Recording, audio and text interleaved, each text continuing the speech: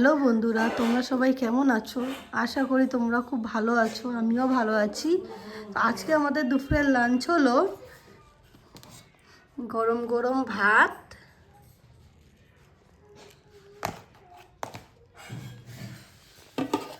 ডাল, টমেটো আর ধনেপাতা দিয়ে ডাল, আর এটা হচ্ছে মাছের তেলে বেগুন দিয়ে চচ্চড়ি,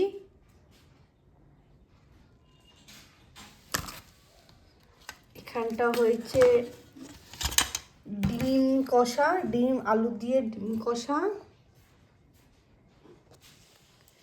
আর এখানটা হচ্ছে পুঁটি মাছের ঝোল বেগুন আলু দিয়ে, বেগুন আলু ধনেপাতা দিয়ে পুঁটি মাছের ঝোল।